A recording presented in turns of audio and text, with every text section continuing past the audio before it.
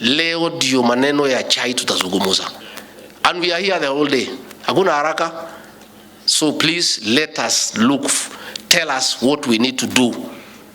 It cannot be chai tukienda London, we cannot afford because of how expensive it is, na imetoka hapa kwetu. Alafu mkulima hakuna kitu anapata. Lazima mtuambie tutafanya nini ndio mkulima apate haki yake. Si mtazungumza leo? So I want to invite you to be very honest and brutally truthful. Pahali unajua iko shida useme. Usiposema leo ukimya milele.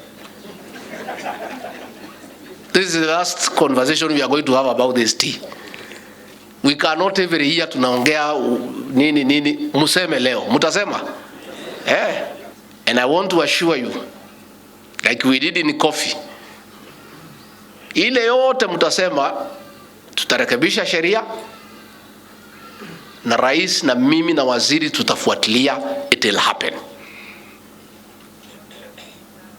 I want to appreciate Senator Cheriot in a very special way for his efforts in pushing the Tea Act. Lakini baada ya hiyo sheria haijatekelezwa, imelaliwa, si ndio? Because the government that was there was not keen. Sheria iko nzuri, inaweza okoa mkulima, lakini the implementation, some people are still doing things the way they were doing before the enactment of the Tea Act. I want to give you an undertaking from Kericho on behalf of my boss, President William Ruto, that the reforms we are going to agree on, our two houses of parliament where we have the majority, the Senate and the National Assembly, will make the various amendments into law. Thereafter, the President and I and the ministers responsible will ensure 100% compliance with the law. This is part of our bottom-up economic transformation agenda. Kenya produces one of the very best teas in the world, but is not able to attract the best price for it. That as KTNDA has set a price, a minimum price for every kilo of tea, then the other independent players are not bothered, are not worried, and can now even be able to sell their tea at a price lower than the $2.4. Being a business person, you also realize that you will not be able to buy a 2.4 or 3 when somebody is selling you the same quality tea from the same region at a price lower than the $2. I am giving this example so that this conference, as we sit here, we are able to come up with suggestions on ideas on how we can be able to take advantage of the quality of our tea so that we can be able to maximize or get better prices by at least setting minimum prices for our tea in the international markets. That is one of the things that I expect or hope that this meeting can easily be able to achieve. At the end of this conference, one of the things we are asking and looking forward to is to understand the brokerage market and be able to know that who is this group of people who are seated somewhere with very beautiful ties that would see that the price of tea in the auction market in Mombasa goes at 600 shillings a kilo, but here what goes to Cherop in the village is 18 shillings. It's the inverse, because at the end of the day, the broker will get 3 times what the genuine farmer could receive. So we must also think through this conference, what do we do with the brokerage? I have suggested in the past, Your Excellency, respectfully, that it's almost time that we review the auction market. The Mombasa tea auction has been there for a decade. times have changed. We have increasing small-scale holders, farmers.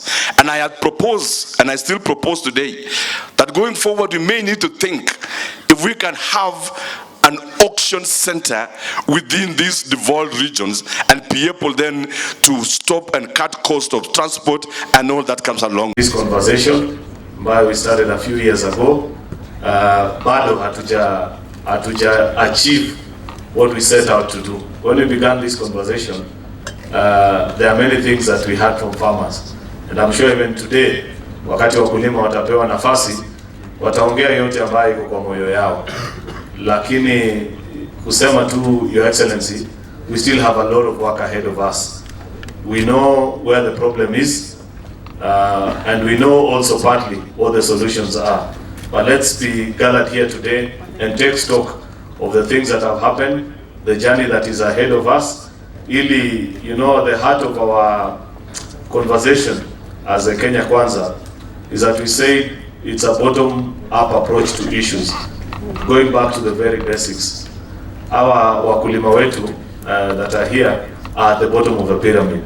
So today we must listen to them because they must get full value for the hard work. Until such a time when our farmers will get full value for their hard work and the labor that they put in, we will not say that we have done our duty. So karibuni sana Kericho. I don't intend to make many remarks because I'm sure during plenary we'll have a lot of answers and say many things at that particular time. Wakati huu ambapo tutakuwa tumesikiza almost all stakeholders including the regulator. So I want to recognize the various senators that are here. Nataka wasimame. Senate is a house where this conversation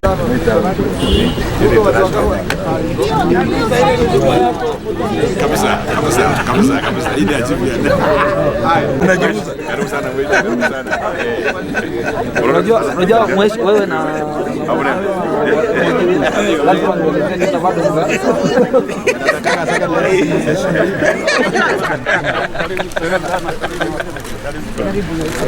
let's move. Hey, sababu ni kitu habari ya. Hebu ni sawa. Yes, how are you? Yes, good, how are you? Fine, thank you.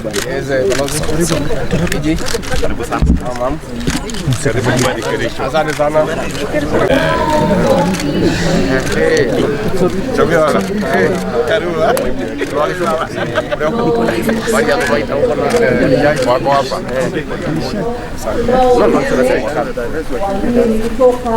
County. I am in Jesus' name. Thank you. Amen. Asante sana Billy in the studio.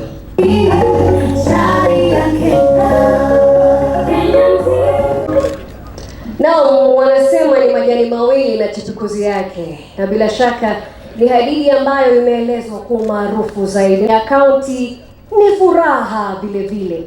Hii ni chai ya Kenya, lakini hii ni hafla ambayo mheshimiwa na viongozi kutoka maeneo tofauti, wakulima, mabibi na mabwana, bila kukawia sasa, Mheshimiwa Naibu Rais, ukiona inafaa na ukiniruhusu kwa heshima kuu, ningependa this tea conference.